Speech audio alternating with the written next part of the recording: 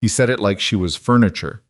Kang Min-Jae, the most feared mafia boss in Seoul, leaned back in his chair and laughed. Actually laughed, when his best friend Chae-won said Amara Bennett was beautiful. Not a polite dismissal, not an awkward deflection. A laugh. The kind that comes from somewhere genuine and lands somewhere it cannot be taken back. Amara? Min-Jae's voice carried the casual cruelty of a man who has never once considered that words have weight. She's not my type, she's just an employee. He didn't know she was standing outside that door. She heard every syllable. 5 years. 5 years of her life handed to this man, and that's what she was, just an employee. If you've ever worked yourself to the bone for someone who never once truly looked at you, if you've ever made yourself smaller so someone else could feel bigger, then you already know exactly what happened inside Amara Bennett in that hallway.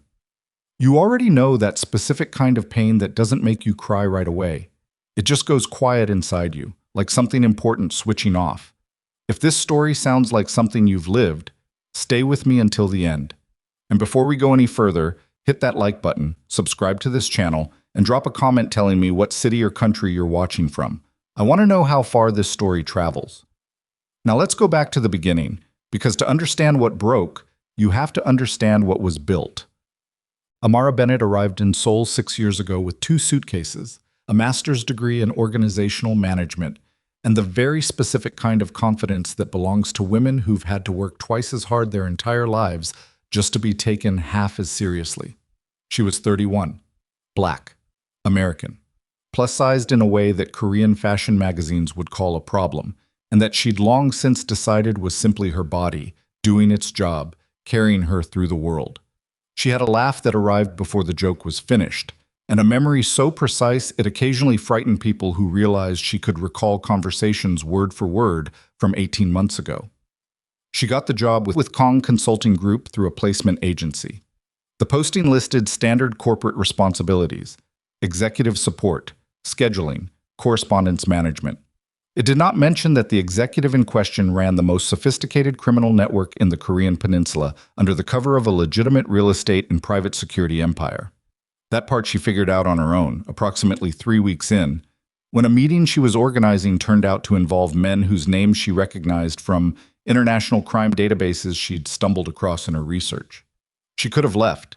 She thought about it for one evening, sitting in her small apartment in Mapogu, eating takeout bibimbap and making a list of pros and cons on a legal pad, the way her mother had taught her to approach every serious decision. The cons were obvious, the pros were more complicated. The salary was extraordinary, the work was genuinely challenging, and there was something about the operation that, stripped of its criminal scaffolding, ran with an efficiency that fascinated her professionally. Also, and she would not have admitted this out loud, not then, there was something about Kang Min-Jae himself that made simple departure feel like an incomplete sentence. She stayed, and she told herself it was purely professional. Min-Jae had burned through 4 secretaries in 8 months before Amara. The first quit after he threw a binder across the room during a budget meeting. Not at her, just in the general direction of frustration, but still. The second lasted 3 months before she started crying every time his name appeared on her phone screen. The third was competent, but made the catastrophic error of developing an obvious romantic interest, which Min-Jae handled by transferring her to the Busan office without explanation. The fourth was fired after she accidentally forwarded a sensitive document to the wrong contact, an error that cost him a negotiation and, more importantly, made him look careless in front of people who fed on any sign of weakness. When Amara walked into his office for her first day, he looked at her for exactly 4 seconds. She was not what he expected. She was not what this office had ever held. She wore a blazer that fit her well and carried a leather planner that had clearly been used hard, its spine broken in, its pages tabbed with colored markers. She looked at him without flinching, which most people failed to do, and said, "I've reviewed your current organizational system. I have some thoughts, if you're open to hearing them." He blinked. "You've been here 11 minutes, he said. "I read the files they sent me," she said. "Some of your scheduling conflicts are self-created. You're double booking recurring obligations against each other. I can fix that by Friday if you give me system access." He gave her system access. By Friday, 3 scheduling conflicts had been resolved.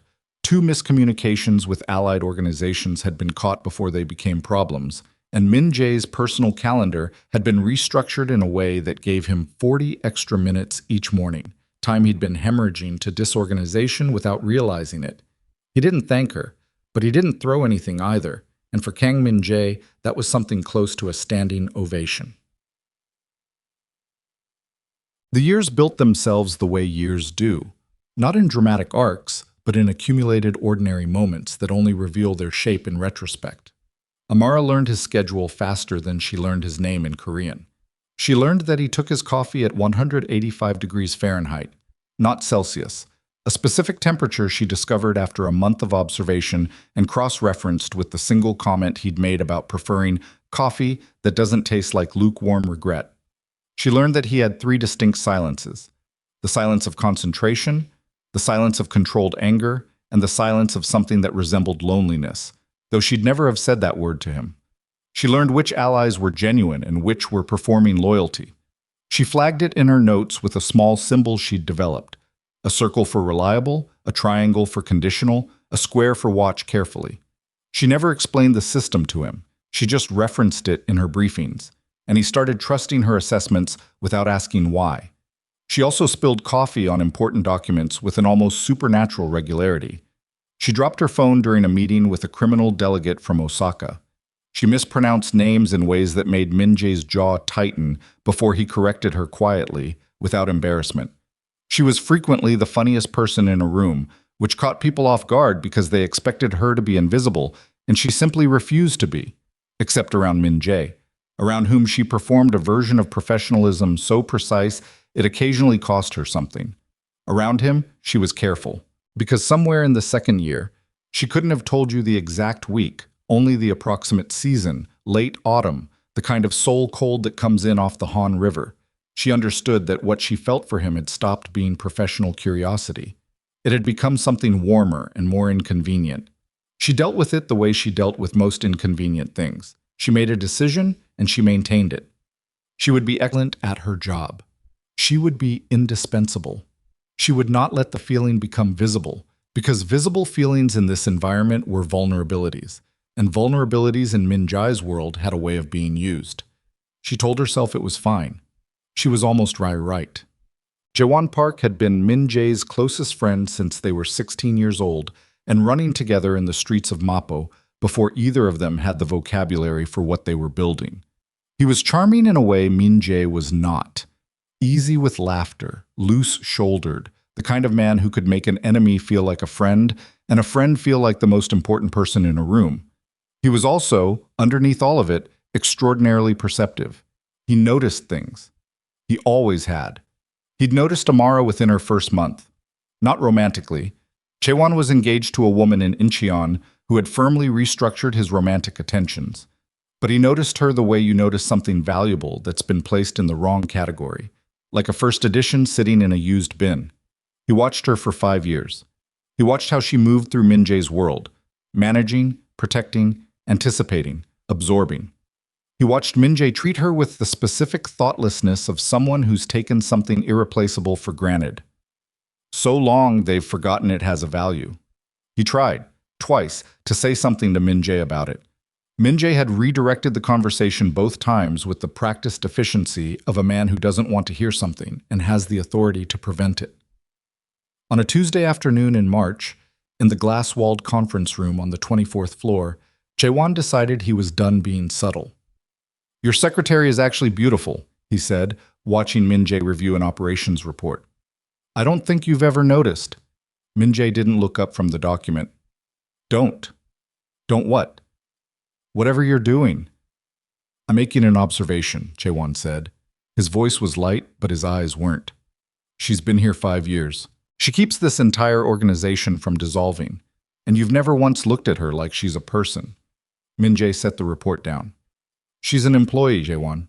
She's a person, Min-Jae. She's not my type." The words came easily, casually. The way you say the sky is blue or the meeting is at 3. No malice, which was somehow worse. "She's just an employee." Chaewon opened his mouth, closed it. His eyes moved to the door. Because he had just seen something move in the frosted glass panel. A shape, a silhouette.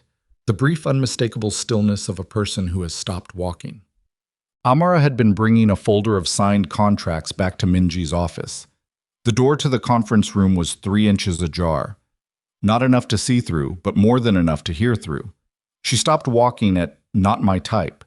She stood in the hallway for 2 full seconds, which felt longer than that. Her hand tightened on the folder. The contracts inside made a faint sound, paper compressing against itself. Then she kept walking, past the door, past his office, into the copy room at the end of the hall, where she set the folder on the counter, braced both hands against the edge of the machine, and breathed. She was a practical woman. She'd known, intellectually, that what she felt was one-sided. She'd managed it. She'd structured her life around the management of it. But intellectual knowledge and auditory confirmation are 2 different species of pain. Knowing a thing and hearing it said, casually, by the voice you've been careful about for 3 years. That's different. That lands in a different place. She's just an employee. She straightened her jacket. She picked up the folder. She walked back to his office, set the contracts on his desk, and said, "These are ready for your final review." He said, "Thank you," without looking up. She said, "Of course," and left. That night, in her apartment, she did not eat the dinner she'd planned. She sat at her kitchen table with her resignation letter open on her laptop and wrote 3 different versions. The first was too raw. It said things she'd regret. The second was too professional. It didn't say anything at all. The third was honest. It was the one she saved without sending.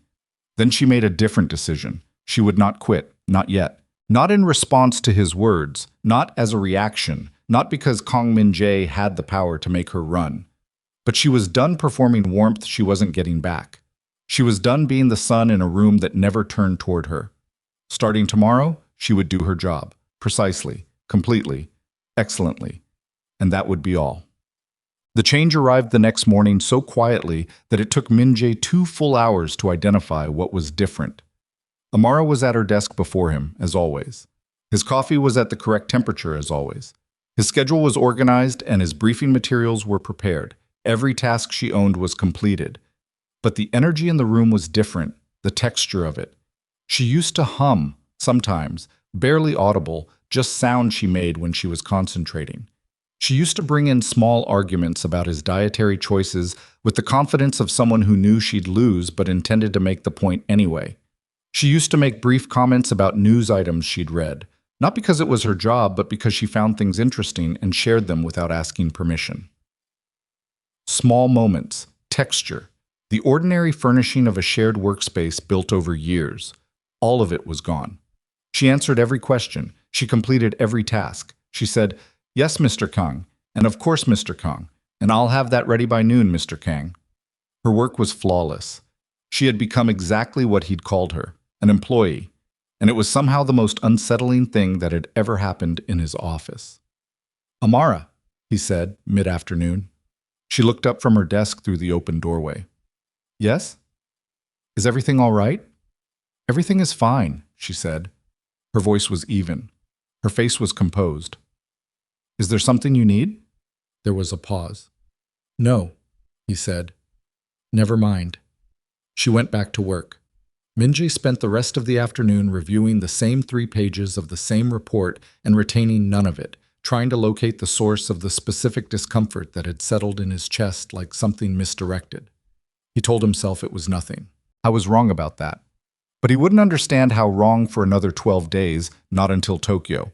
Not until the night he stood outside a hotel room door holding a container of food he'd prepared with his own hands. Kang Min-Jae, who had people for everything, who had never once made food for another person in his adult life, and finally understood, in the most inconvenient and irrevocable way possible, that what he felt was not nothing at all. The Tokyo trip was Min-Jae's idea, which meant nobody questioned it.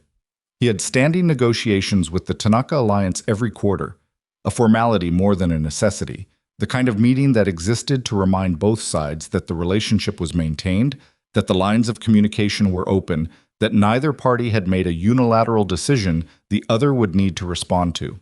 It was a 2-day affair. Business on day 1, a formal dinner on day 2, and then home. Amara had organized it 11 times before without a single logistical problem. This time, she organized it differently. He didn't notice until they were at the private terminal at Gimpo, 40 minutes before departure, when his head of security Han-soo handed him the travel manifest, and Min-Jae scanned it twice before he understood what he was reading.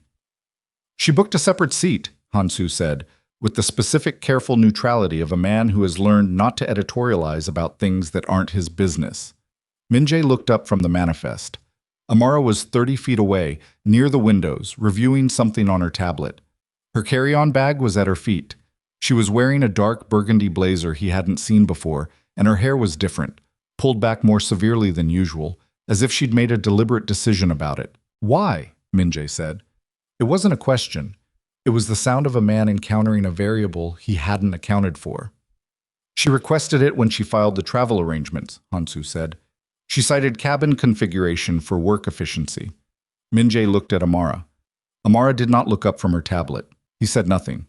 He walked to the opposite side of the terminal and stood there with his coffee going cold in his hand, watching Seoul's gray morning sky through the floor-to-ceiling glass, and said nothing. On the plane, she sat in the forward cabin. He sat in the rear executive section, which was larger and quieter and should have been preferable. It was where he always sat. He spent the 2-hour flight going over intelligence briefings and responding to none of them with anything resembling his usual precision, because the quiet that surrounded him was the specific kind of quiet that is not actually quiet at all.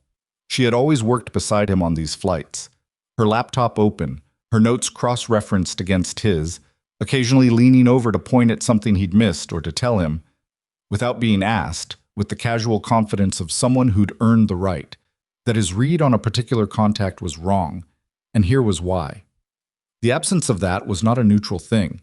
It had weight.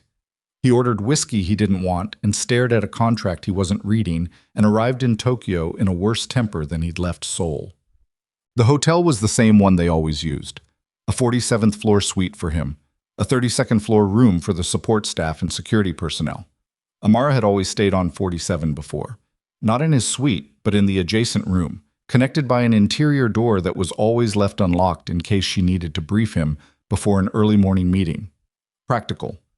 Professional. A system that had evolved naturally and that he had never once stopped to examine.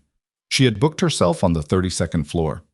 He found this out from the concierge, casually, while confirming the suite arrangements. He didn't ask why. He thanked the concierge and went up to 47 alone.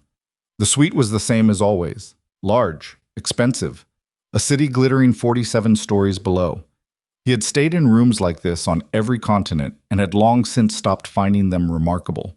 He set his bag down and stood at the window for a moment, and the thought that arrived was not strategic, not tactical, not related to the Tanaka meeting in any way. He thought, she's 6 floors away, and it feels different. He pushed the thought aside. He called Han-soo to confirm the security walkthrough of the meeting venue. He showered. He ordered food from room service, more than he would eat, the mechanical behavior of a man filling time. At 9:15, he picked up his phone and typed a message to Amara. "Review session tonight, usual time." Her reply came in 4 minutes. "I've already prepared the briefing materials. I'll send them to your tablet. You can review at your convenience." He read the message twice.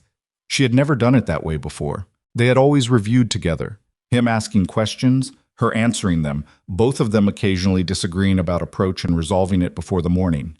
It was a system. It worked. She was dismantling it piece by piece, replacing it with professional efficiency that left him nothing to object to and somehow made everything worse. He typed, "That's not how we do it." She replied, "I'm updating our process to be more efficient. Is there a problem with the materials?" He stared at his phone. He typed, "No." He set the phone face down on the table and sat there in a room that cost $4,000 a night and felt, in a way he didn't have the vocabulary to fully describe, profoundly empty. The morning meeting with the Tanaka Alliance went correctly, which was the most he could say for it. Tanaka Hiroshi was 63 years old and had the patient, measuring quality of a man who'd survived in a dangerous industry for decades by letting other people reveal themselves first. He had 12 people on his side of the table. Min-Jae had 8. Amara sat at the far end, to his left and back one seat, the position she always took, visible enough to pass him notes but angled out of direct sightlines so she didn't draw attention. She was good at being invisible when it served the work. He'd always known that. He was only now And he couldn't have explained the timing, noticing how deliberate that invisibility was, how much it cost. The negotiation ran for 4 hours.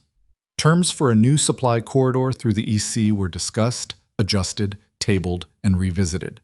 Min-Jae performed exactly as well as he always did, better than most men in that room expected from anyone, which was part of how he'd built what he'd built.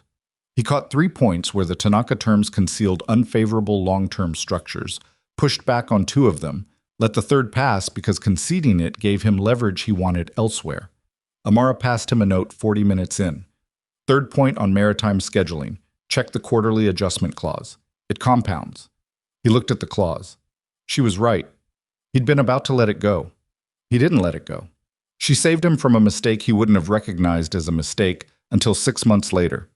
He looked at her after the session, in the hallway, while the Tanaka team was regrouping for the afternoon break. He looked at her with something that he'd have categorized as gratitude if he was being honest, but honesty about internal states was not one of his practiced skills. "Good catch," he said. "That's my job," she said, and moved past him toward the elevator. It was the right answer. It was exactly right.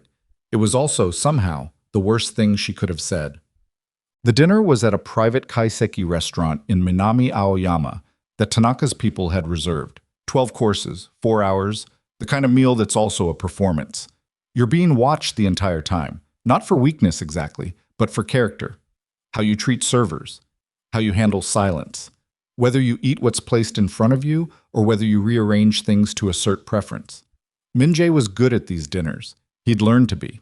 Amara attended in her professional capacity, which meant she sat 2 tables away with the secondary staff and spoke when spoken to and watched everything with those dark, careful eyes that missed nothing. He knew she was cataloging who sat where, who spoke to whom, which of Tanaka's people drifted toward which of his. She'd send him a summary by 6 the next morning. She always did.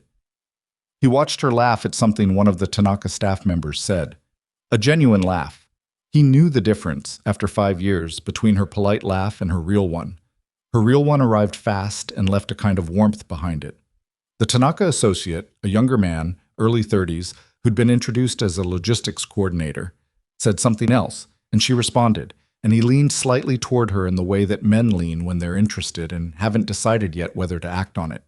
Min-Jae watched this from across the room. He picked up his sake cup, set it down without drinking. Tanaka Hiroshi, seated to his left, said something about the new trade arrangement that required a response. Min-Jae gave one. He was not entirely sure afterward what he said. Tanaka nodded, so it had been adequate. Across the room, Amara was explaining something with her hands. She talked with her hands when she was animated, a habit she usually suppressed in professional settings. She wasn't suppressing it now. She was smiling with her whole face. The logistics coordinator was smiling back. Min-Jae's jaw tightened. He was not going to examine why. They were back at the hotel by 11. The lobby was quiet.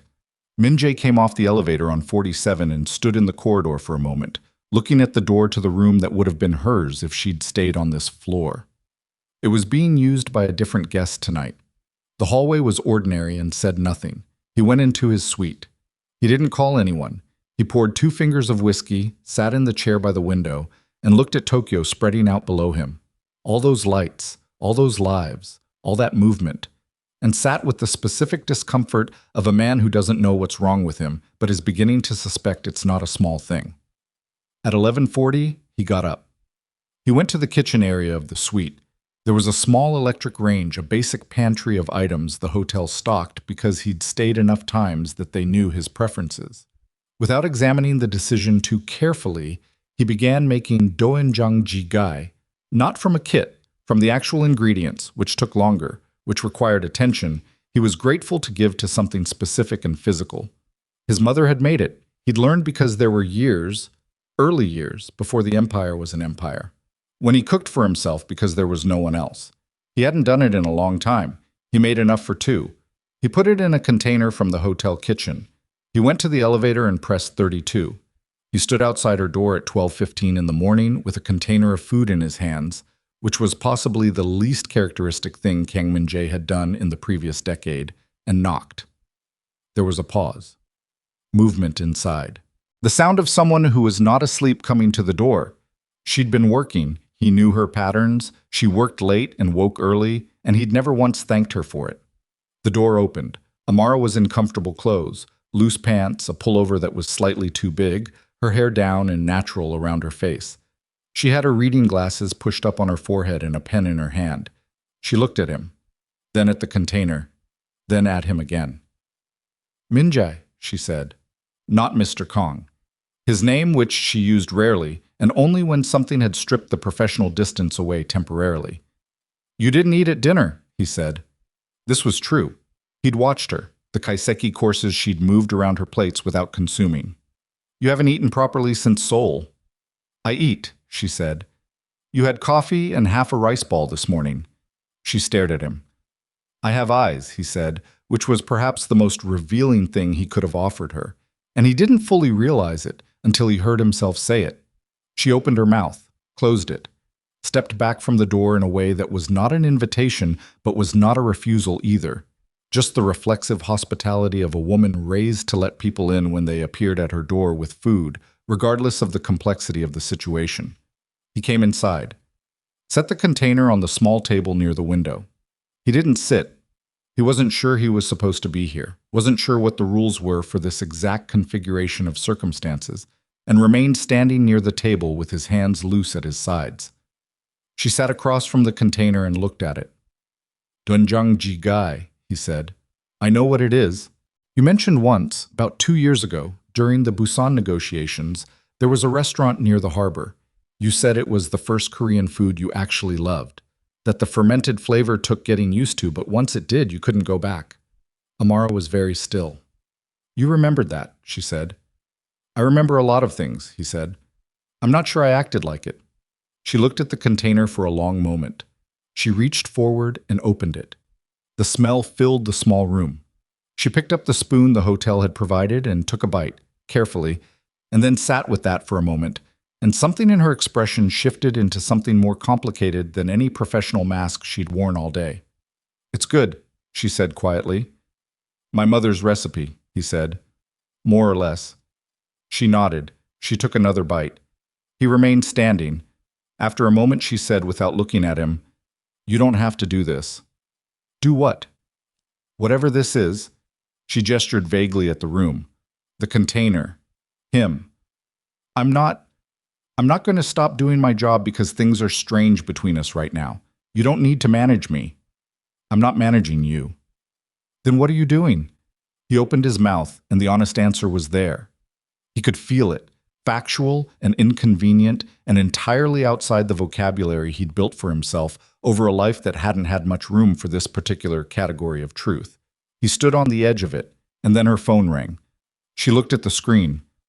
Something in her face changed. Not dramatically, not in a way that announced itself, but he was watching closely enough to see it. A loosening. A small thing, but he caught it. She looked up at him. I should take it, he said. His voice was even. He had no right to make it otherwise. I'll go. He left. In the corridor, waiting for the elevator, he heard her voice through the thin door. Muffled, indistinct, but warm. Warmer than she'd been with him in 12 days. He heard her laugh, briefly, the real one. He got in the elevator, pressed 47, stood with his back against the elevator wall and his eyes on the ceiling and something tightening behind his sternum that had no clean name. The elevator opened. He walked to his suite. He sat down. He picked up his phone and pulled up his contact list. Not to call anyone, not with any concrete purpose. His thumb moved without instruction. He found her name, Amara Bennett, executive support, and he looked at it. 5 years. He'd labeled her executive support. He sat with that for a long, uncomfortable time. She was at his door at 6:50 the next morning. Professional. Pressed blazer, the dark burgundy from yesterday, exchanged for a deep charcoal gray. Briefing folder in one hand, 2 coffees in the other. His at the correct temperature. He could tell by the cup weight she'd calibrated it exactly. And her expression arranged into the careful composure she'd been wearing for 12 days. He opened the door and she handed him his coffee and said, The morning session starts at 9. I've reviewed the notes from yesterday, and there are 2 points I'd recommend we revisit. The corridor licensing terms and the secondary clause on enforcement jurisdiction. I've marked them. Who called last night? He said. She stopped. The phone call, he said. Who was it? She looked at him with something that was not quite anger and not quite surprise. It was the look of a woman recalibrating the exact nature of a situation she thought she'd already categorized. That's not something I'm obligated to share with you, she said. I know. Then why are you asking?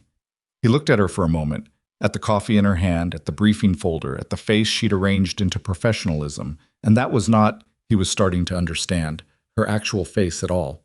It was a performance she delivered for him specifically because he'd given her no reason to offer anything else.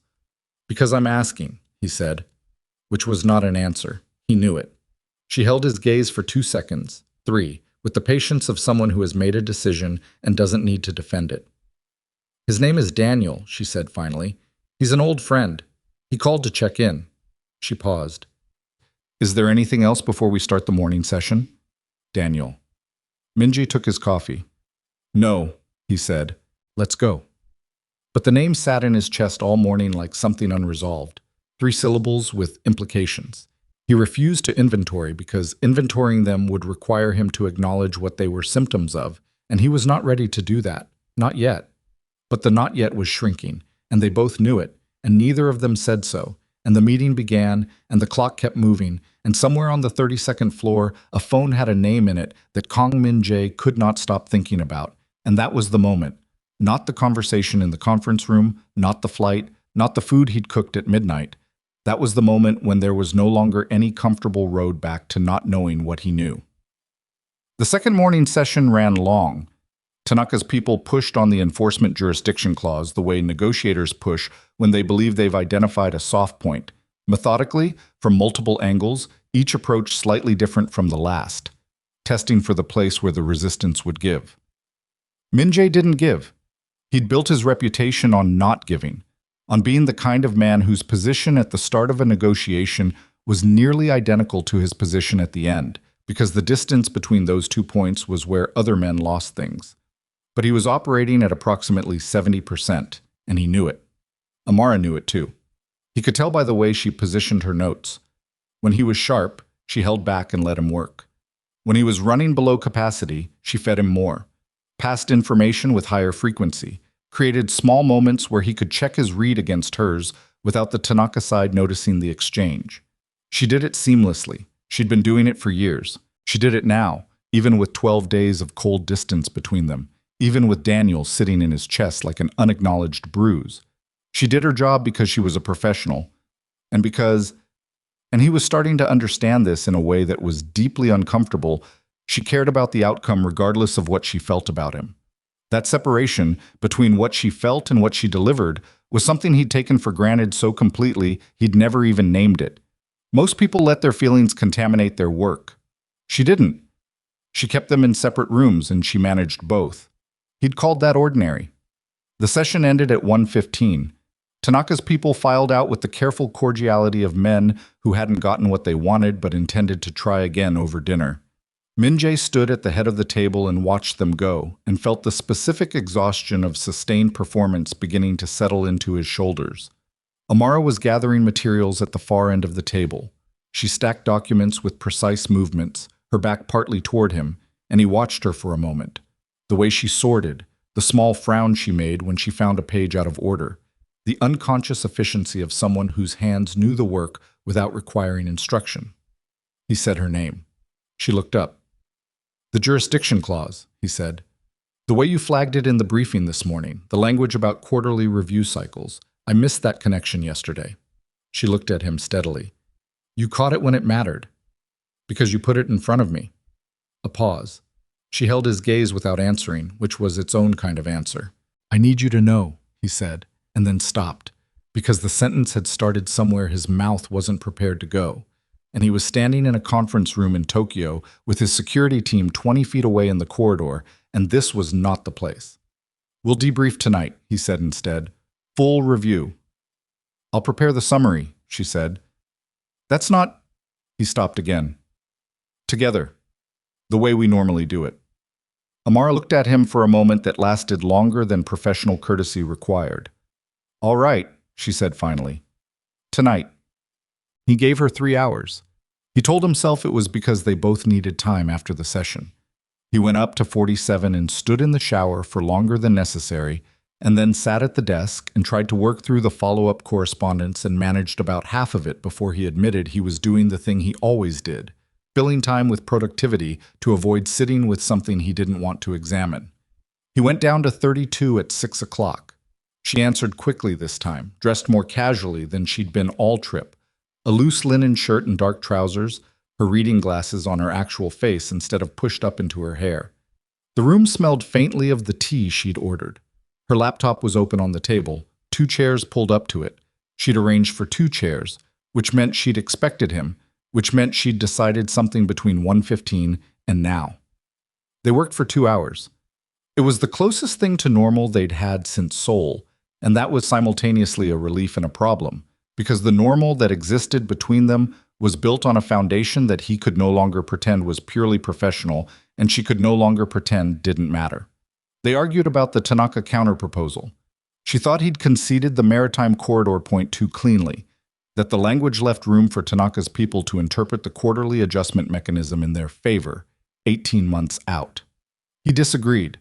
She pulled up the original document and the precedent from the Osaka arrangement 2 years prior and walked him through the comparison with the patient precision of someone who has already thought the argument through and is giving the other person the courtesy of arriving at the conclusion themselves. He looked at the comparison.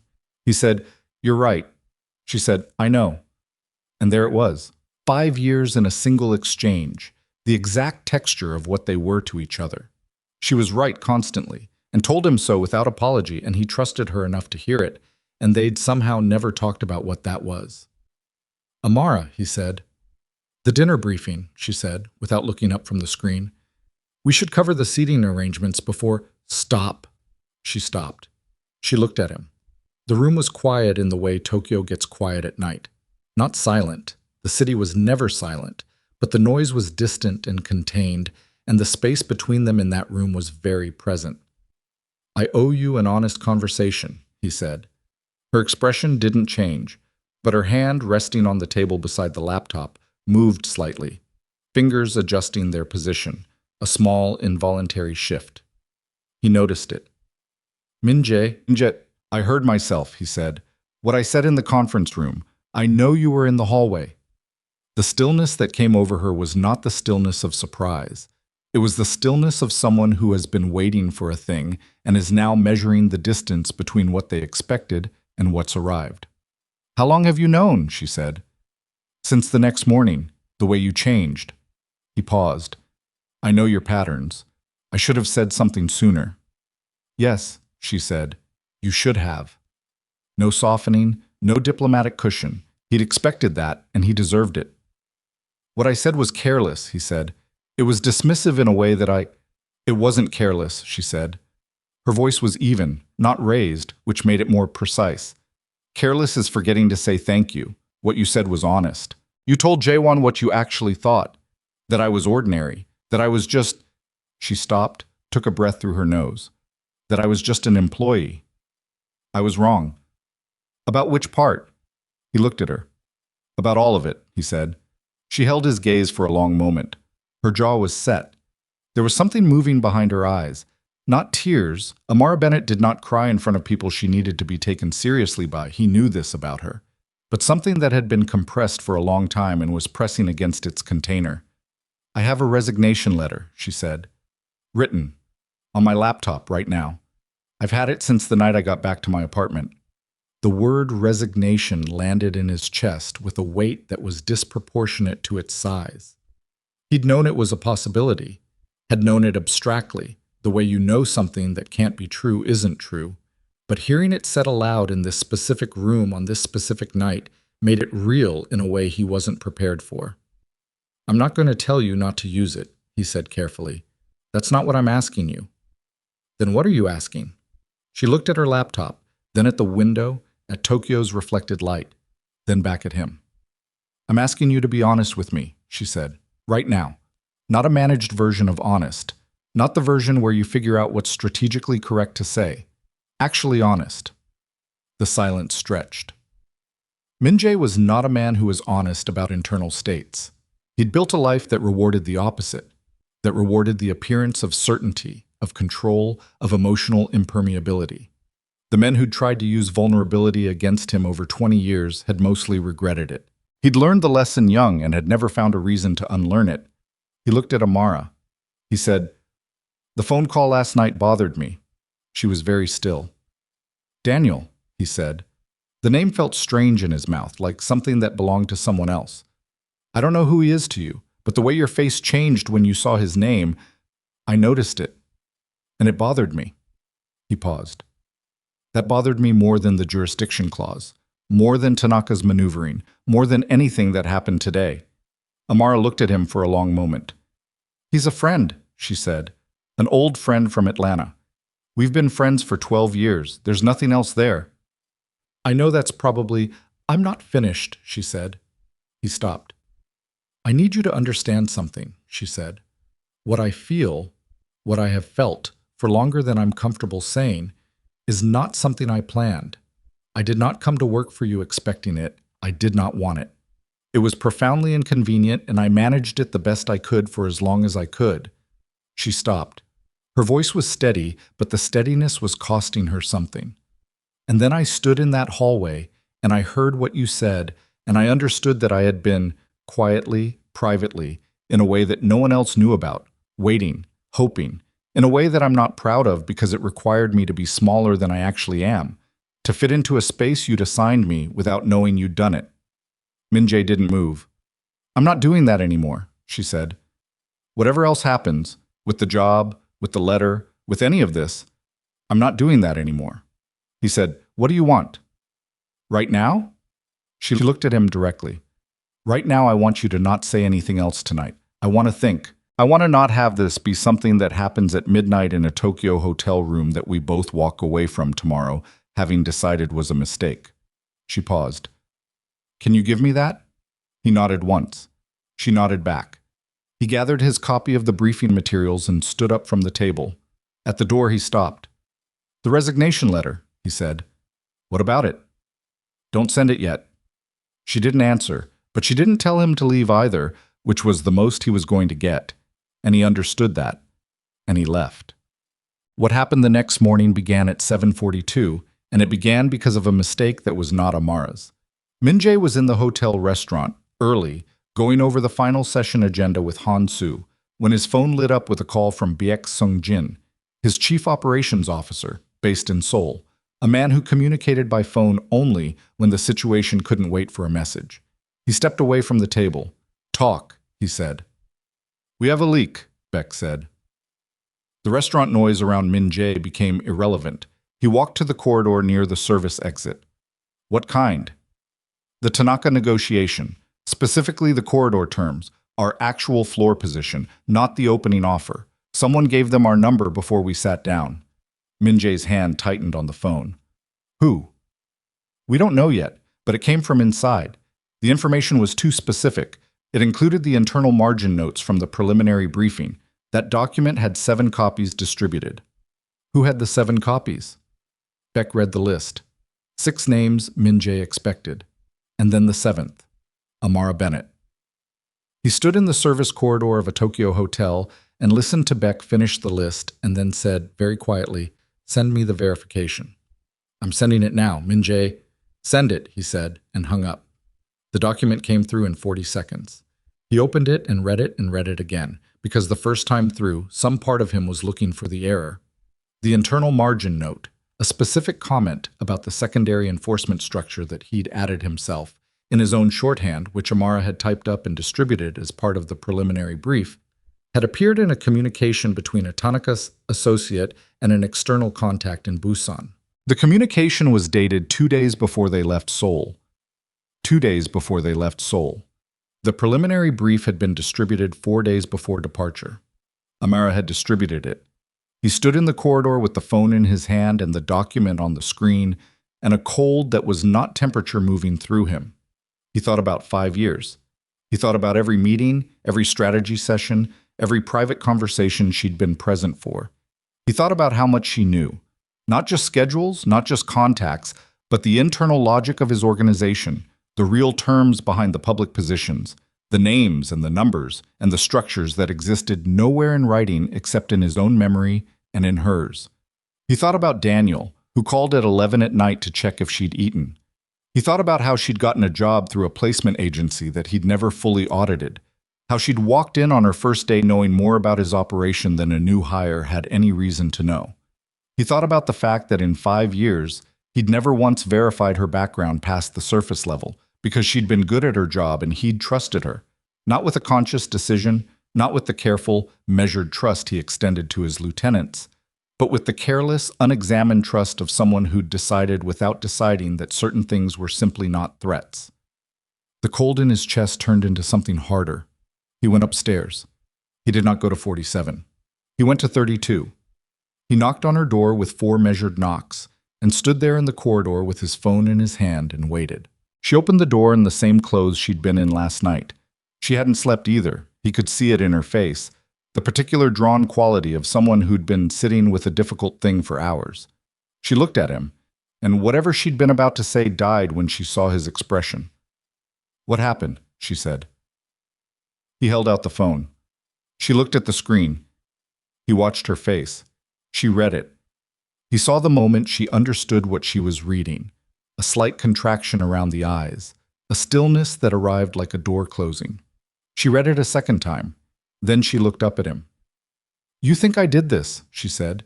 "The document came from your distribution. Min-Jae, your copy, your distribution list, your signature on the send log. I know what it says." Her voice was not raised. It was precise, sharp in the way of something controlled at significant cost. "I'm telling you I didn't send this. I distributed the brief to the 7 people on that list and no one else. The Tanaka associate had language from your margin notes. Then someone on that list passed it forward, or someone accessed the distribution after the fact, or there's a breach in the document server that your IT team hasn't found yet." She held his gaze. "There are a dozen explanations that don't involve me deliberately sabotaging a negotiation I spent 3 weeks preparing for." He looked at her. "I've been in this organization for 5 years," she said. Her voice had dropped, but the precision hadn't left it. 5 years.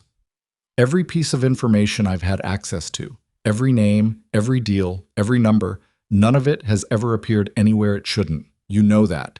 Your security team has audited my work twice and found nothing because there's nothing to find." He did know that. Both audits had come back clean. He'd ordered them in the first year and again at the 3-year mark. Protocol, not suspicion. Clean both times. "Someone is setting you up," she said, "or setting me up, or both. But I need you to look at me right now and tell me honestly whether you actually believe I would do this." He looked at her. The corridor was quiet. A cleaning cart rattled somewhere at the far end of the hallway. Distant, ordinary. The world continuing its business around a moment that was anything but ordinary. He looked at her face, the tiredness in it, the controlled anger, the thing underneath both of those that was something he recognized now, because he'd spent 2 days in Tokyo becoming unwillingly fluent in her expressions. And he looked at it for a long time. "No," he said. "I don't believe you did this." The breath she released was small but audible. "But someone in my organization does," he said, "and they used your name, which means whoever this is, they know enough about your position to use it as cover. They have access to the internal document server, and they specifically targeted this negotiation." He paused. "Which means this isn't random. This is someone who wants to damage the Tanaka relationship, and they're willing to destroy your reputation to do it." Amara was quiet for a moment. "Jaewon," she said. "He would know how to flag this. The internal communications." "Jaewon is in Seoul." "Then we need to go back," she said. "Today. The final session can be managed by Han-Soo. I'll give him the parameters." He was already moving through it, the operational logic taking over the way it always did when the situation clarified into something actionable. "I need to be in Seoul, and I need to know who had access to that document server in the 48 hours after you sent the distribution." "I can pull the access logs remotely," she said. "Give me 20 minutes. He nodded. She turned back into the room.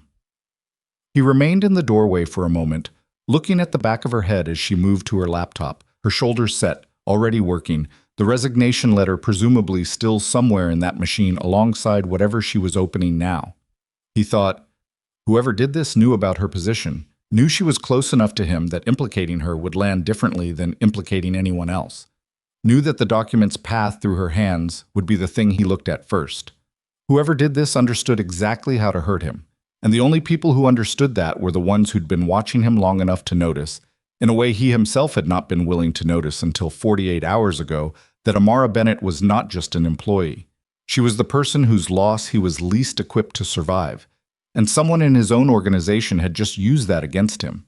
And the question of who and why was about to drag both of them into something neither of them had chosen, and neither of them could now walk away from. They were in the air by noon. Hansu stayed in Tokyo with 2 men to manage the final Tanaka session.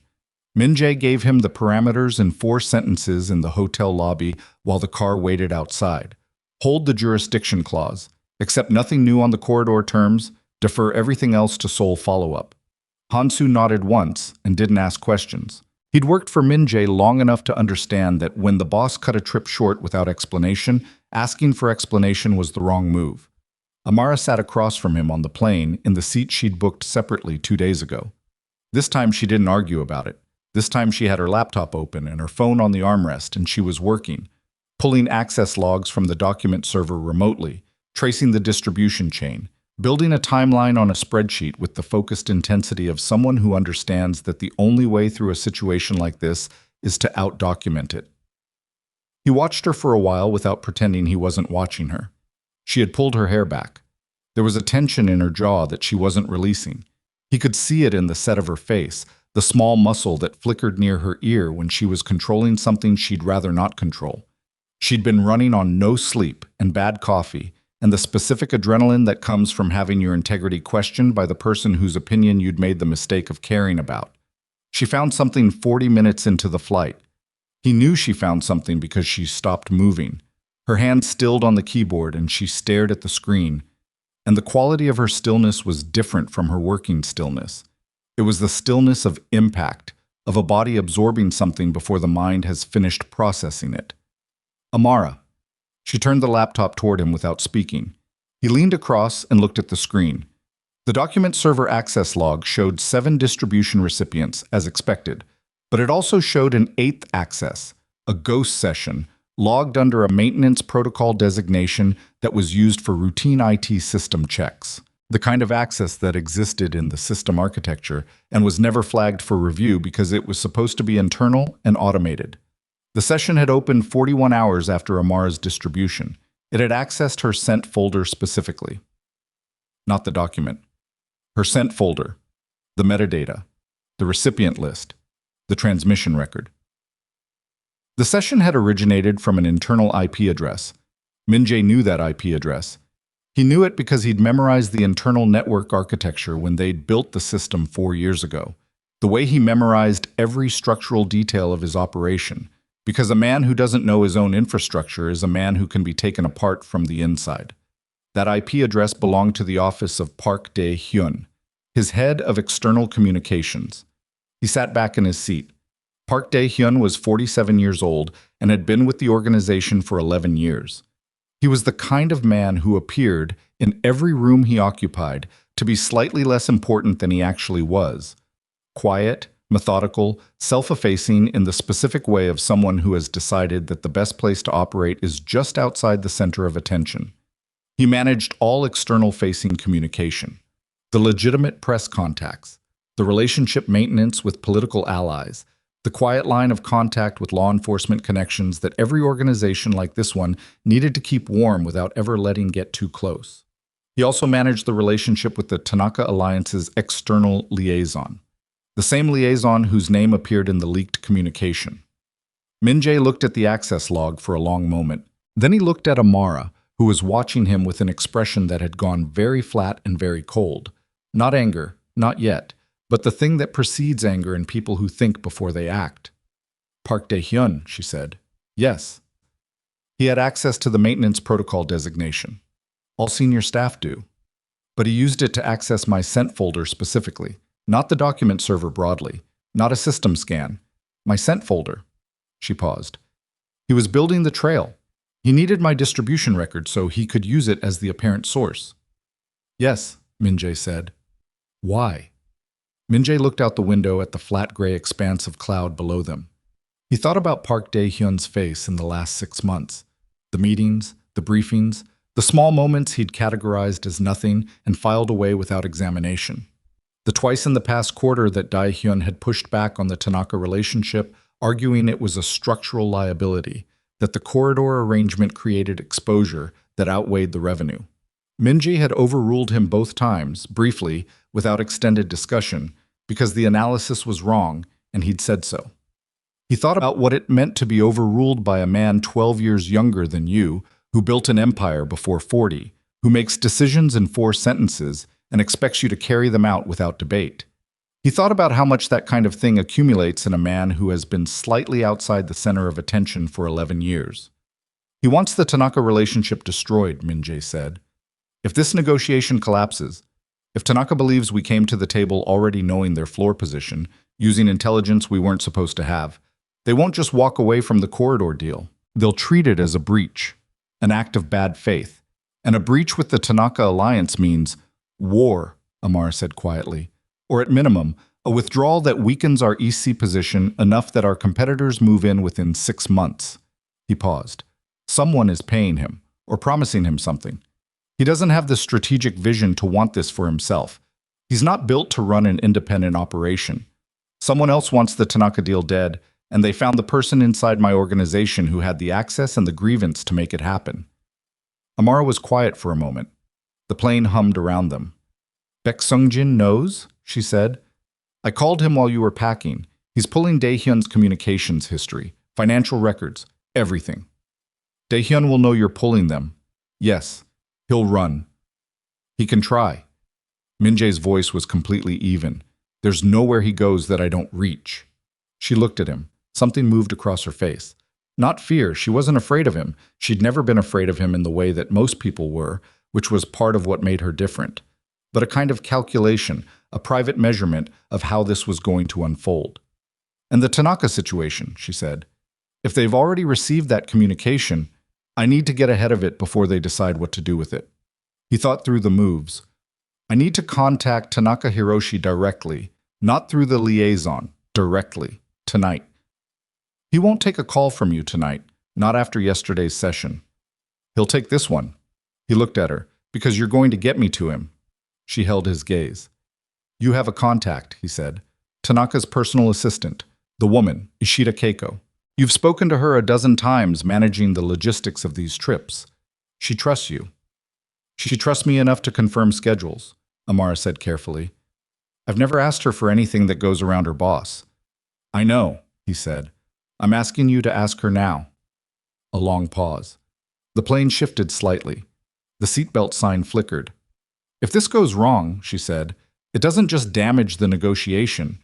It damages her. She could lose her position. I know that, he said. That's why I'm asking you instead of ordering it. She looked at him for a long moment. That's the first time in 5 years you've said that to me, she said. He didn't flinch from it. He held her gaze and said nothing, because she was right, and there was nothing useful to add. She picked up her phone. Sec.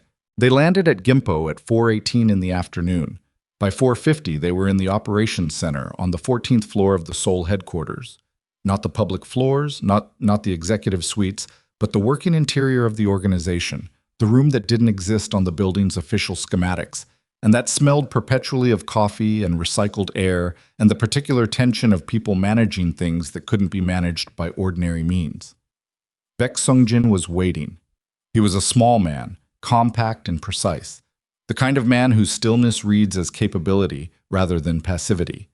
He had 3 monitors running and a printed communication summary in his hand that he handed to Min-Jae without preamble. Dae-hyun received 3 wire transfers over the past 4 months, Baek said, routed through a shell company in Macau. The originating account traces to a holding structure connected to the Yoon Group. Min-Jae looked up from the summary. The Yoon Group was not a criminal organization, not technically. It was a legitimate conglomerate, construction, maritime logistics, private security contracting, run by Yoon Tae-sung, who was 61 and had spent the past decade systematically positioning himself in markets that Min-Jae occupied. Not in direct competition. Adjacent. The way a man plants himself adjacent when he's waiting for an opportunity and doesn't want to signal his intentions prematurely. The EC corridor was worth over a decade of operations, somewhere between $400 and $600 million in transit fees and logistical positioning. If the Tanaka Alliance withdrew from the arrangement, that corridor would be available, and the Yoon Group had the maritime infrastructure to fill it within 18 months. He's been planning this for at least a year, Min-Jae said. Longer, probably, Beck said. The Macau structure was established 16 months ago. The transfers started after that. Where's Dae-hyun now? Beck's expression shifted slightly. That's the problem. Min-Jae waited. He came into the building at 8 this morning, same as usual. Left at 11:15. His security pass was used to exit through the parking structure. His car is gone. Beck paused. His phone has been off since 11:30. He ran, Amara said from behind Min-Jae.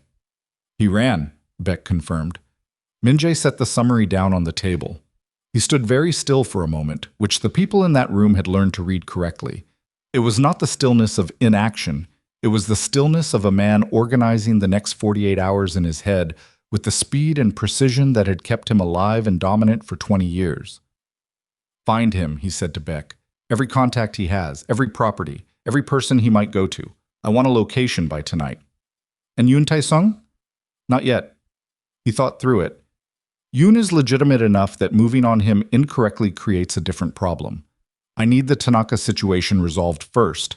If Tanaka decides to treat the leak as a breach, Yoon gets what he wants without me being able to prove his involvement clearly enough to matter. Ishida Keiko responded, Amara said. She was looking at her phone. Her voice was careful. Tanaka Hiroshi will speak to you tonight, 9 o'clock, video call. Min-Jae turned. She was looking at the screen with an expression he couldn't fully read. Part relief, part something else. The complicated face of a woman who'd just used a relationship she'd spent years building on a request she hadn't been certain she could make. She okay? He said. She said it's fine, Amara said. She said Tanaka was already troubled by something in the communications he'd received and wanted to talk. She paused.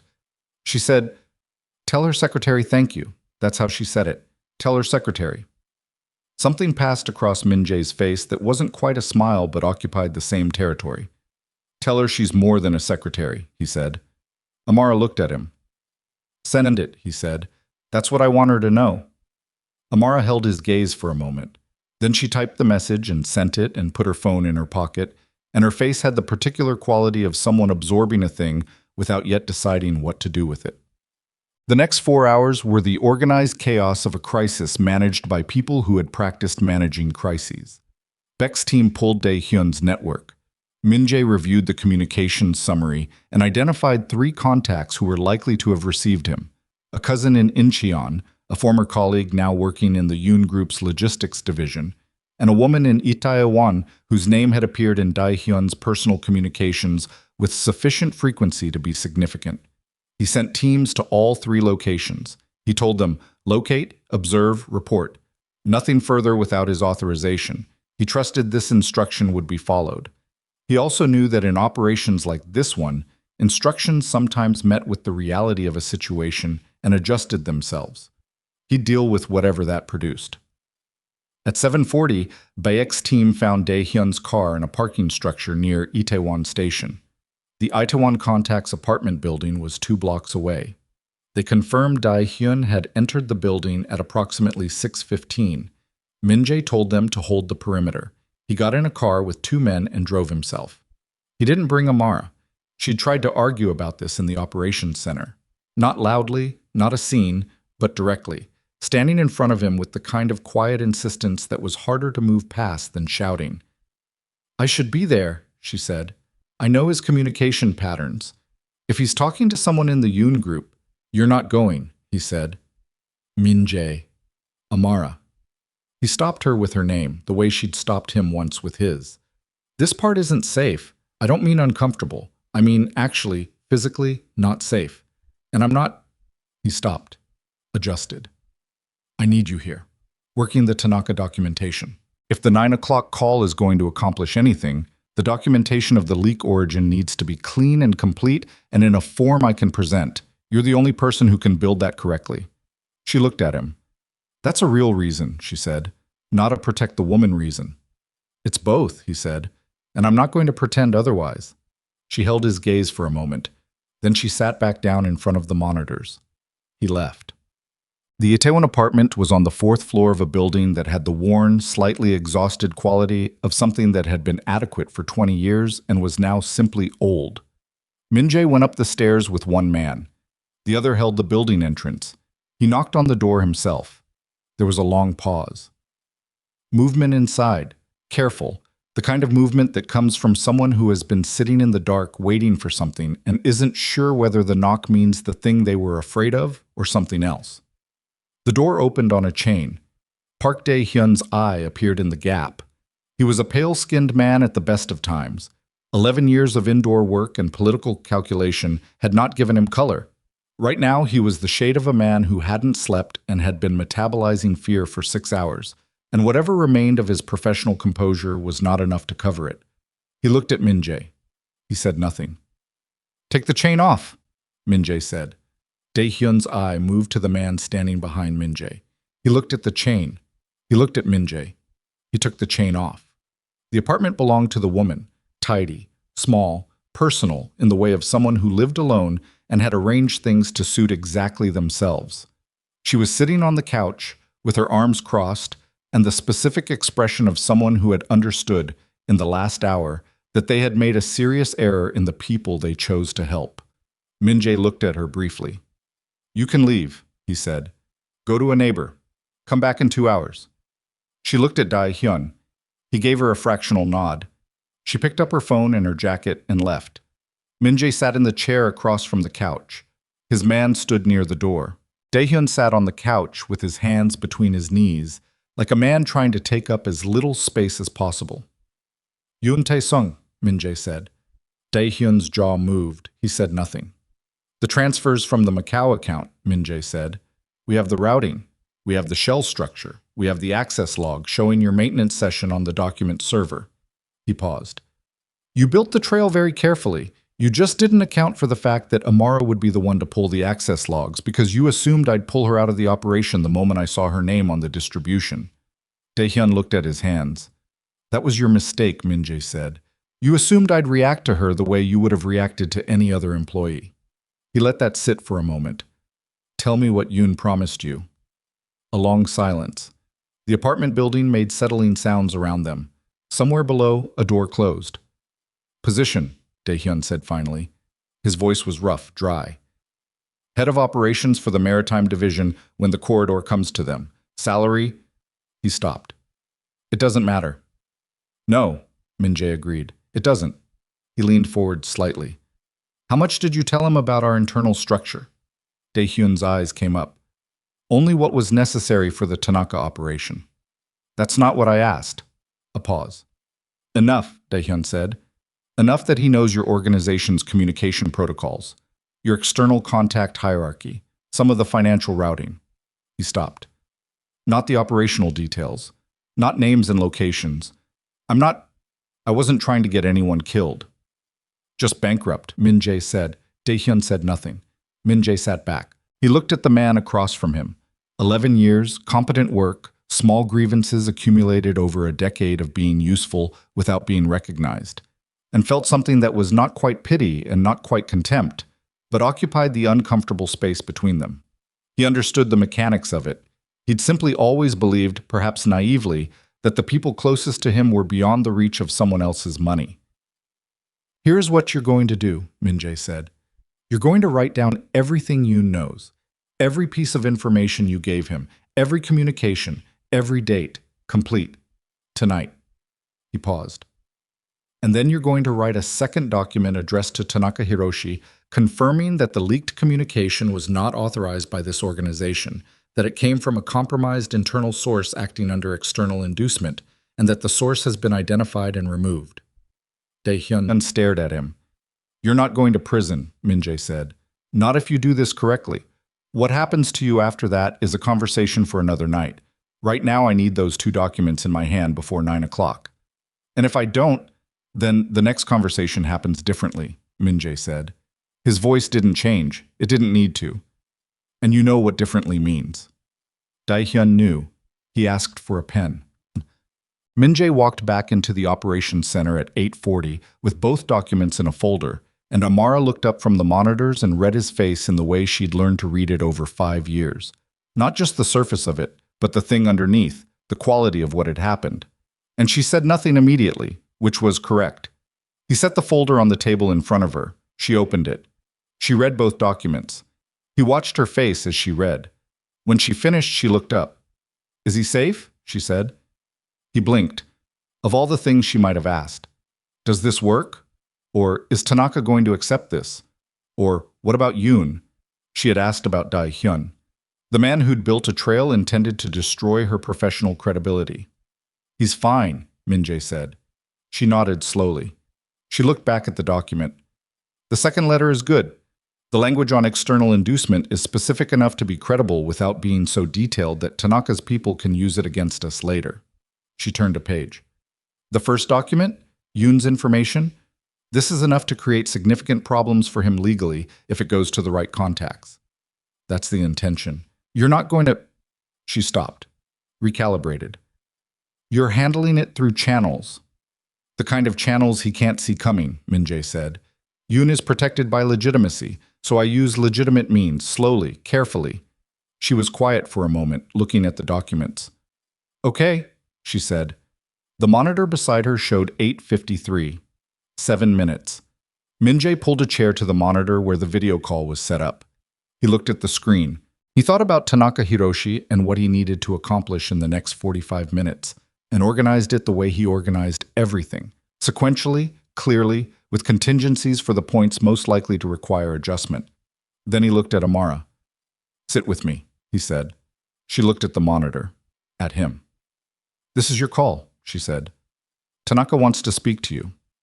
"He wants this resolved," Min-Jae said. "You got him to the table. You built the documentation that makes the resolution credible. And you're the person whose name was used to damage this organization, which means you're the person whose presence proves, better than anything I can say, that we identified the problem and handled it internally." He paused. "Sit with me." The call connected at 9 o'clock exactly.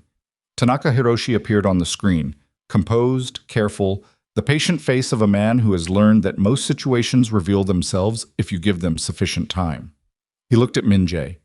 Then his eyes moved to Amara, beside and slightly back, and something in his expression shifted into a recognition that was warmer than Min-Jae had expected.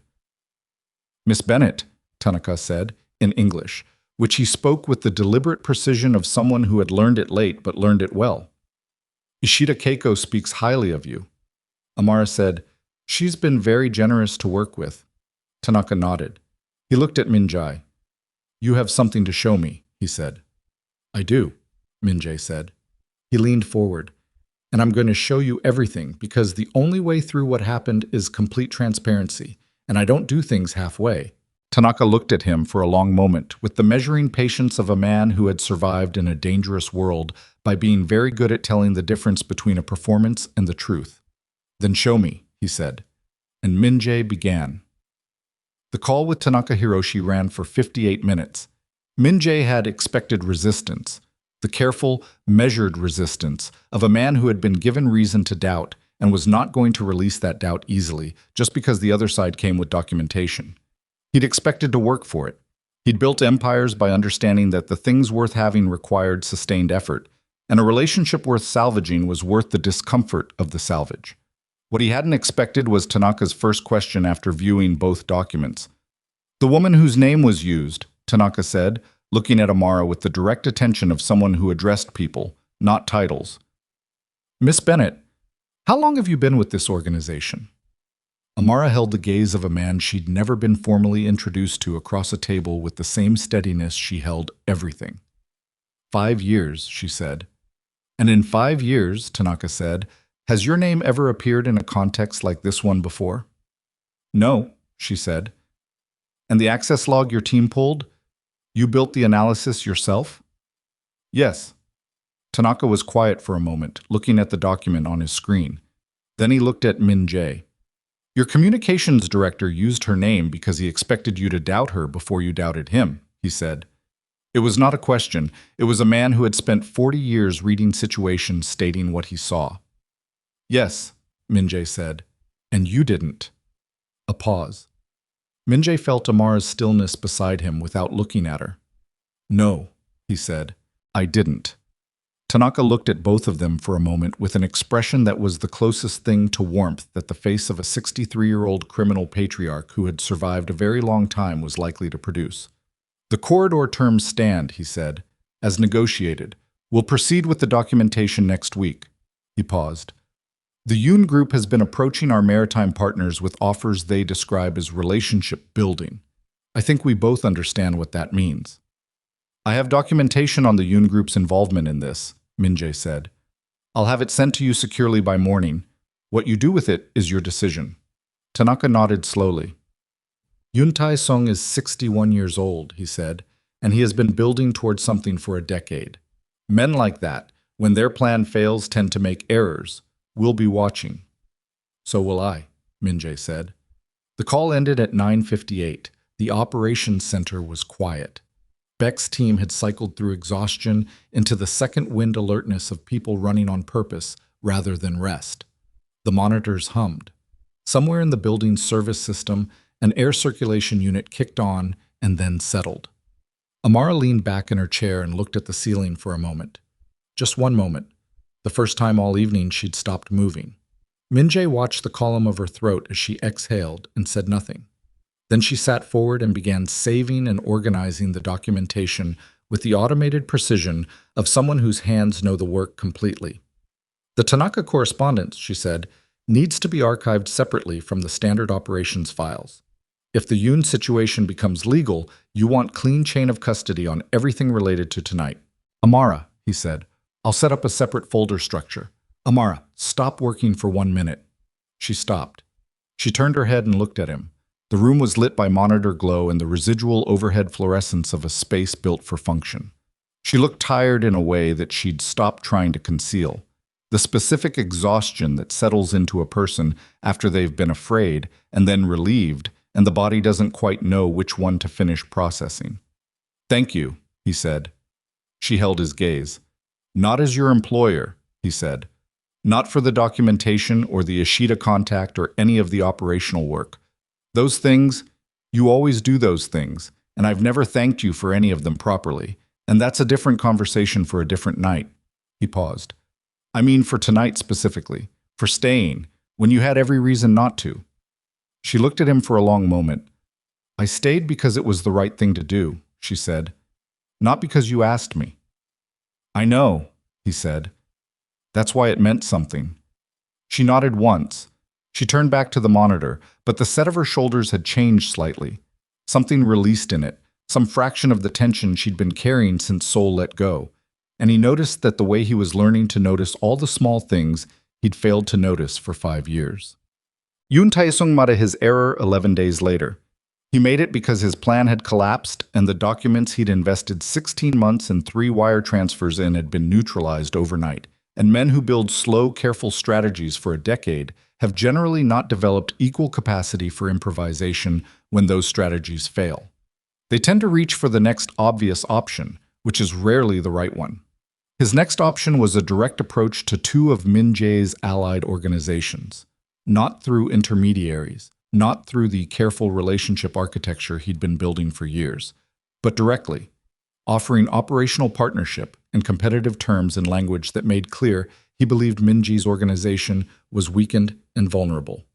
The first allied organization called Min-Jae before Yoon's representative had finished the meeting.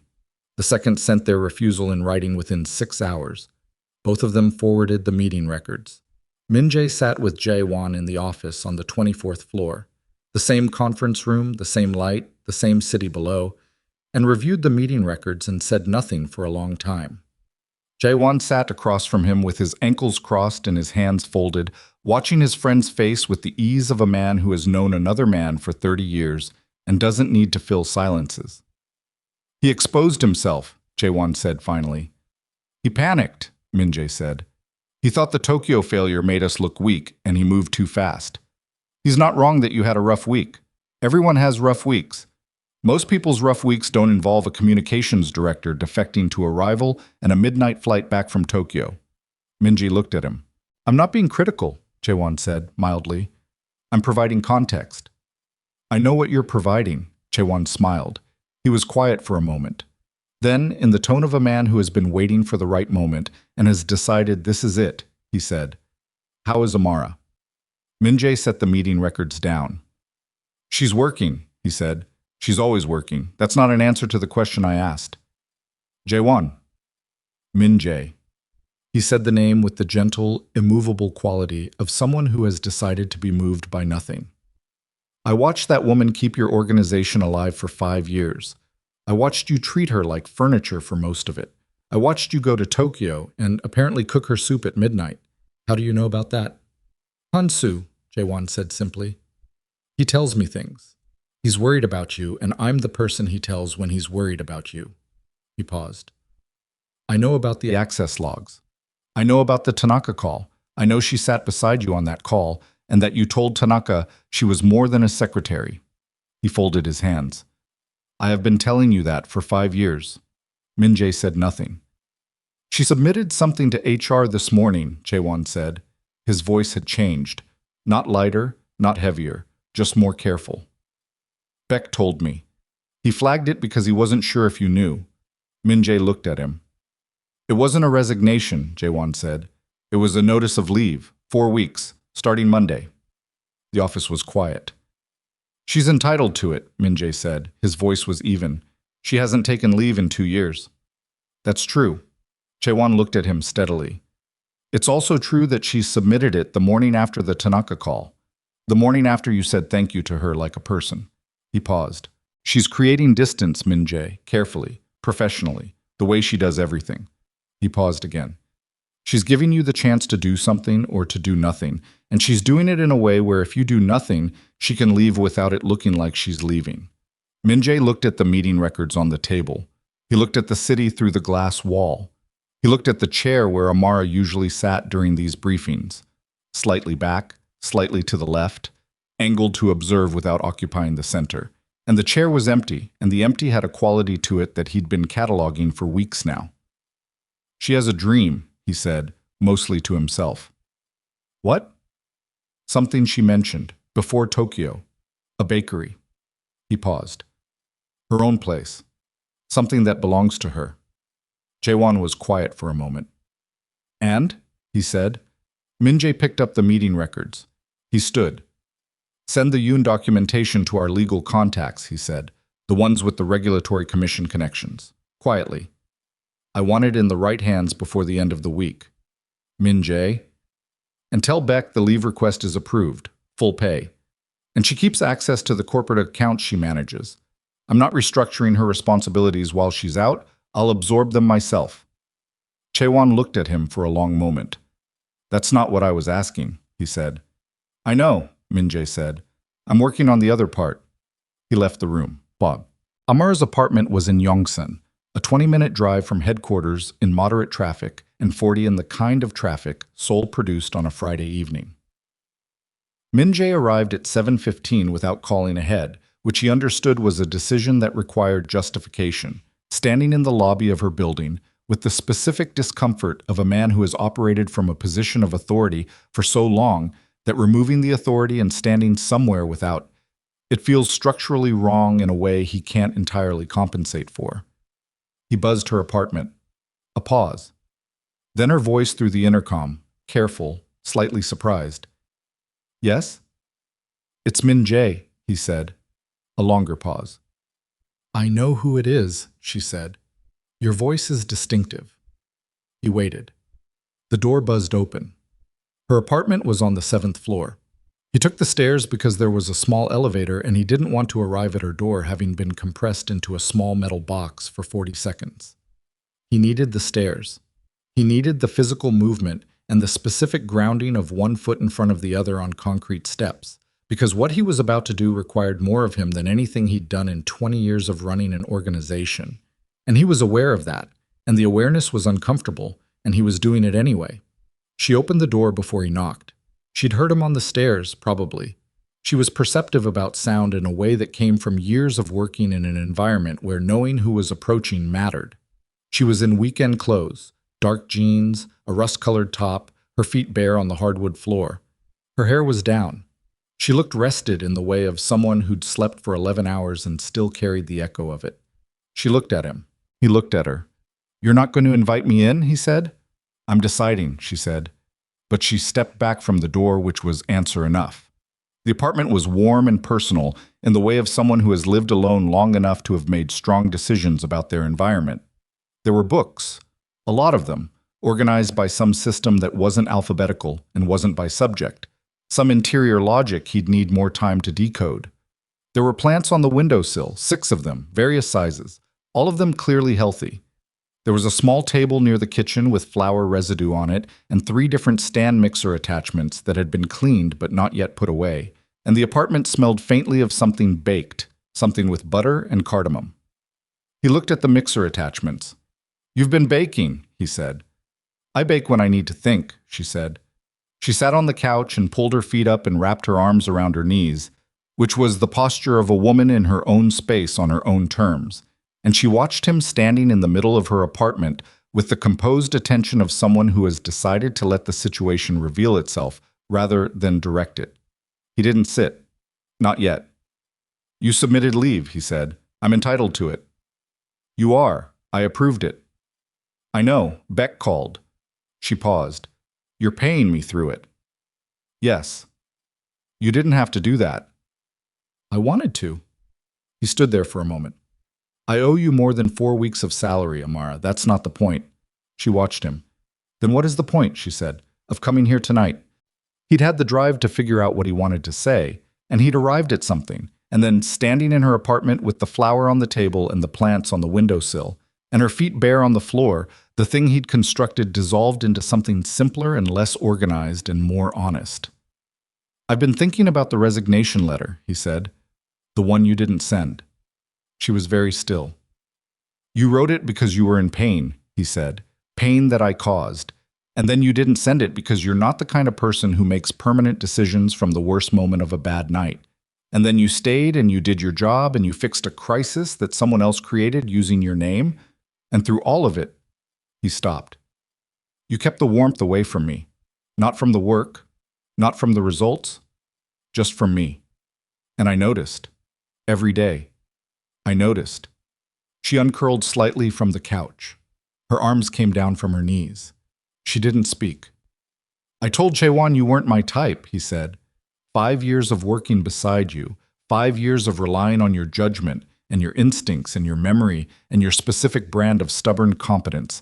And I said those words like they were obvious, like the question had been raised and dismissed so easily that the dismissal itself was just, he shook his head. It was easier to say that than to look at what I actually felt. Because what I actually felt was inconvenient and complicated and would require me to admit that the person I'd built my daily life around without consciously choosing to was the person I cared about most. And caring about someone that much is terrifying when you've spent 20 years making sure nothing can be used against you. Amara looked at him for a long time. "You were afraid," she said. Not accusatory, just clear. "Yes," he said. "And saying I wasn't your type was easier than being afraid out loud." "Yes." She nodded slowly. There was something moving in her face, not softening exactly, not the dissolution of the walls she'd built in the past weeks, but a kind of recognition. The recognition of a woman who has been waiting to be told the truth and is now measuring it against the weight of all the untruths that preceded it. "I heard it," she said. "In the hallway. I heard every word. And the part that hurt the most wasn't even the words. It was the ease of it. Like there was nothing there to consider. Like I was so far from the category of people you'd consider that the question was almost funny." She stopped. "I've spent 5 years being good at my job and telling myself that was enough. That professional respect was enough. And for most of it, I believed that." She paused. "And then I stopped believing it, and I didn't know how to leave, and I didn't know how to stay. And then I heard what you said, and that part resolved itself." "I know," he said quietly. "I'm not going to be a possession," she said. "I'm not going to be something that becomes valuable because someone else noticed it first. I spent 5 years being invisible to you, and I can't go back to building my life around a person who might decide again in some future conference room that I'm not what he wants. I'm not asking you to go back," he said.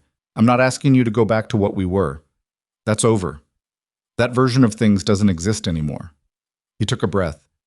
I'm asking you to consider something that hasn't existed yet. She looked at him. You told me about the bakery, he said. Your own place. Something that belongs only to you. I've been thinking about that. He paused.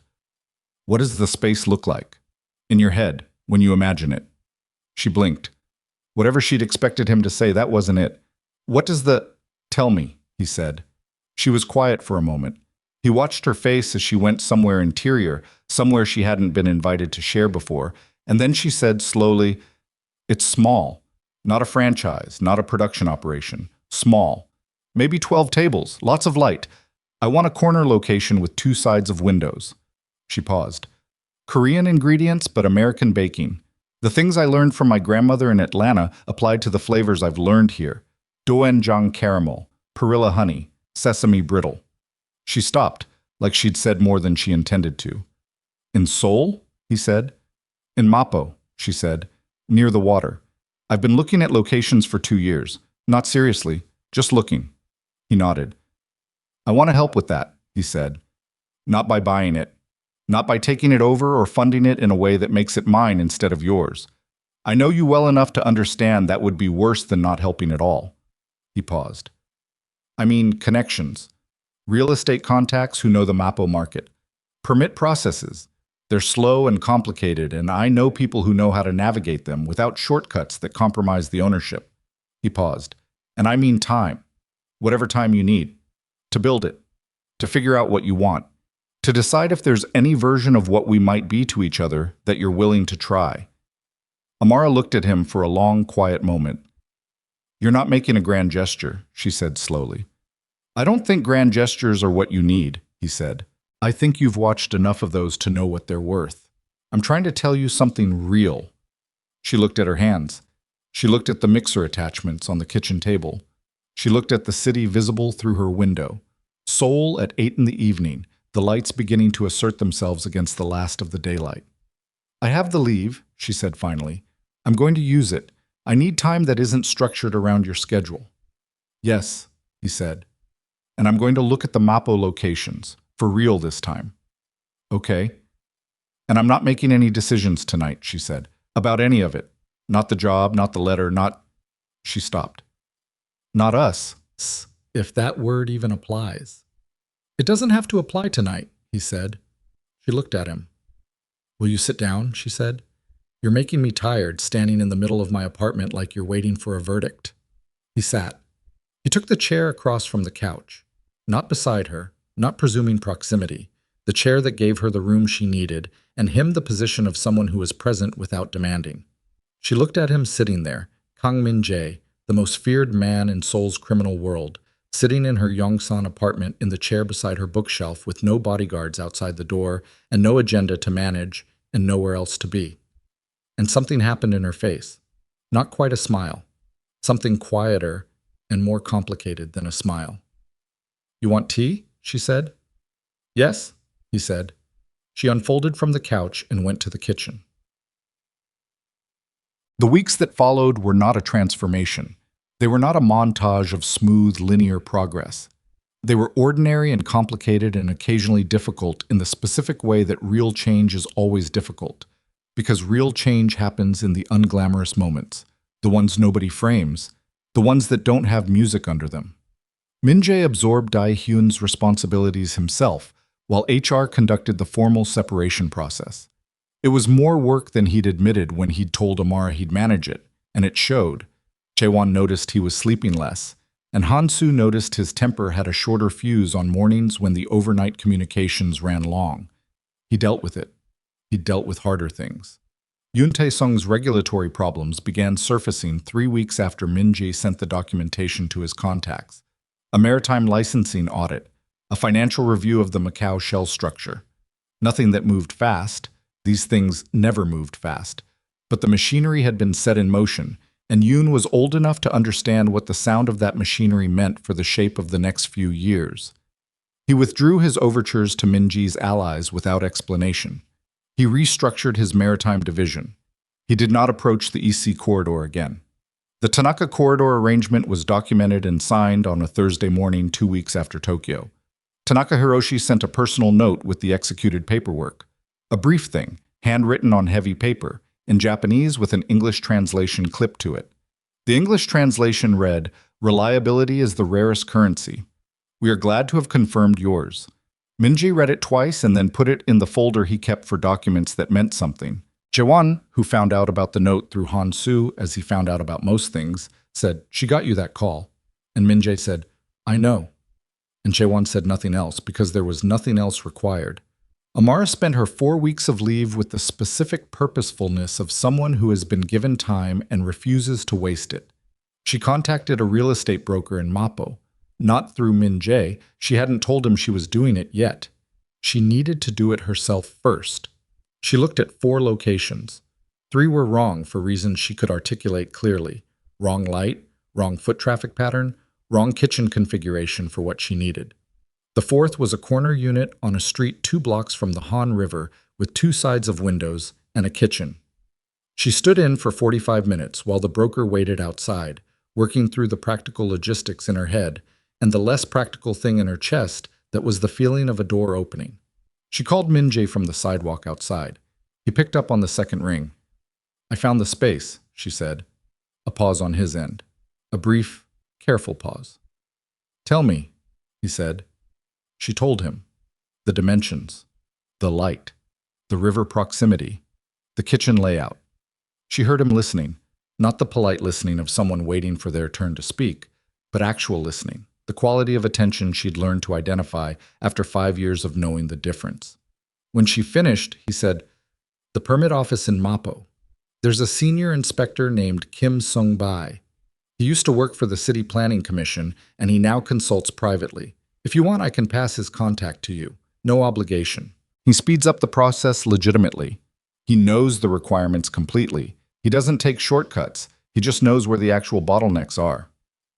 "Just the contact," she said. "I'll make my own call." "That's all I'm offering," he said. She called Kim Sung-bae the next morning. They began, in those weeks, to build something that existed outside the structure they'd operated in for 5 years. It was tentative and occasional, and neither of them named it with any precision. They ate dinner twice at a small Japanese restaurant in Itaewon that Amara chose, because she chose things for herself now, and he was learning to inhabit the position of someone who followed rather than directed.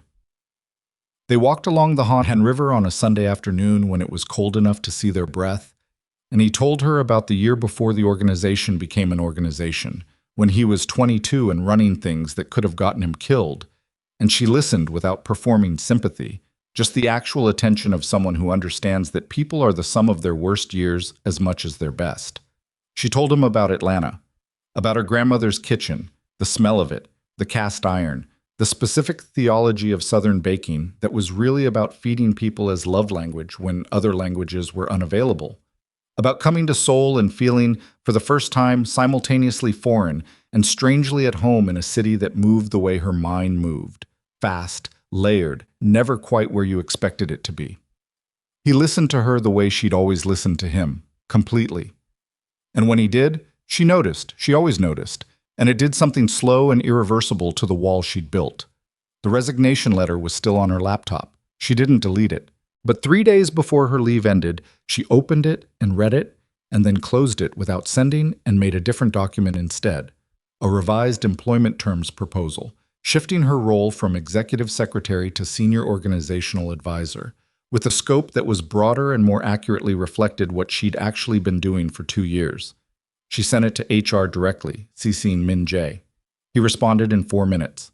"Approved as submitted. Start date on your return." She looked at the 4 words for a moment. She typed back, "You didn't negotiate." He replied, "You don't negotiate with someone who's right." She set her phone down and looked at the lease agreement she'd signed 2 days ago for the Mappo corner space, which was sitting on her kitchen table beside the mixer attachments and a notebook full of recipe development notes. And she felt something she hadn't felt in a long time. Not just contentment, something more complicated and more earned than contentment. The particular feeling of a life that is going in the direction she chose rather than the direction she accommodated. The bakery opened on a Saturday morning in late October. Amara had spent 6 months on it. The permits, the build-out, the equipment, the menu refinement, the branding, the soft launch for friends and neighbors, All of it managed with the same organized intelligence she'd given to 5 years of someone else's empire. She'd hired two people, a Korean woman named Ji-eun, who had trained in Paris and wanted to work somewhere small enough to actually learn, and a young man from Incheon named Seoul, who had no formal training and an instinct for flavor that Amara recognized immediately as the real thing. The space was everything she'd seen in her head when she stood in it the first time. Two walls of windows, October light coming in sideways and warm in the way of Korean autumn, which was different from Atlanta autumn but had its own quality. Sharper, cleaner, with a clarity that felt like something being said directly. The menu was small, 8 items, rotated weekly, every one of them the result of a decision she'd stood behind and refused to compromise. Doenjang caramel croissants, perilla honey financiers, sesame brittle tarts with black sugar cream, things that didn't exist exactly anywhere else because they came from exactly her. By 9:30 on opening morning, every table was full. Chaewon arrived at 10 with his fiancée, a calm, steady woman named Hyun-jong, who looked at the space and said, "This is exactly what it should be," which was the kind of thing that could only be said by someone who understood the difference between what a place is and what it's trying to be. Chaewon ate 2 croissants and pronounced the bakery a superior use of Amara's talents than anything she'd done in the previous 5 years, which was his version of the highest compliment. Min-Jae arrived at 11. He arrived without announcing it, without sending a message, without the infrastructure of advanced planning that characterized every movement he made in his professional life. He walked in wearing clothes that were not the suits he wore to the office. Dark trousers, a simple sweater, the unremarkable clothes of a man who was not performing anything. He stood at the entrance for a moment, looking at the room. The full tables, the light, the small chalkboard menu, Ji-eun moving behind the counter with the ease of someone in the right place, and Amara at the far end of the room, talking to a pair of older women at a corner table, her apron on, her hands moving when she spoke, her face open in the way it almost never was at the office. She saw him from across the room. She finished her conversation with the women. She didn't cut it short. She finished it, which was correct, which was exactly her. And then she walked toward him through the tables with the particular walk of a woman who is comfortable in her own space. She stopped in front of him. "You're late," she said. "I had a call," he said. "Tanaka's people. The quarterly review." "How did it go?" "Fine. Better than fine." He looked around the room. "You're full." "Yes." "Every table." "I can count," she said, but her voice had the warmth in it that had been absent from the office for weeks, and that he'd spent weeks learning to live without the way you learn to live without something you hadn't understood was necessary. He looked at her. "It's exactly what you said," he said. "The light, the corner, all of it." She looked around the space for a moment, a brief survey, automatic, the look of someone who has built something and still occasionally needs to confirm it's real. "Yes," she said quietly. "It is." He reached into the inside pocket of his sweater and produced a small envelope. He held it out to her. She looked at it, then at him. She took it. Inside was a card, not printed, handwritten, in his handwriting, which was spare and slightly angular in the way of someone who'd learned to write quickly and functionally rather than beautifully. It said, "For the space on the wall if you want it. No obligation." She turned the card over. On the back was a name, a Korean ceramicist whose work she had mentioned once, exactly once, in passing during a late-night working session 2 years ago, expressing admiration for a piece she'd seen in a gallery and immediately categorized as outside her budget. She looked at the name for a moment. "You remembered that," she said. "I remember a lot of things," he said. "I'm not sure I acted like it." It was the same thing he'd said to her in a Tokyo hotel room at midnight, standing beside a container of food he'd made with his own hands. She heard the echo of it. She put the card back in the envelope.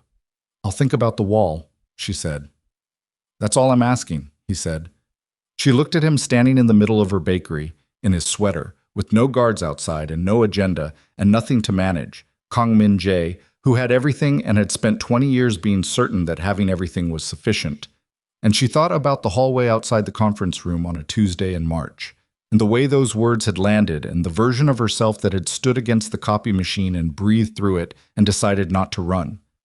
She thought about what it had cost her, and what it had clarified. "You want to sit down?" she said. "Yes," he said. "If there's a table." There's one in the back, she said. It's the worst seat in the house. Bad sight lines, too close to the kitchen noise. I'll take it, he said. I know you will, she said, and turned to lead him to it. He followed her through the full tables, past the chalkboard menu, past Ji-eun behind the counter, who glanced at him with the carefully neutral expression of an employee who has been given no information and intends to gather it silently. He followed her to the small table in the back corner that was, in fact, not the worst table at all.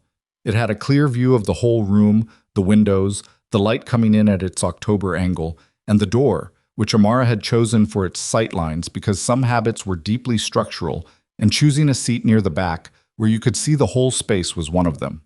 She set a menu in front of him. The doenjang caramel croissant, he said, without looking at the menu.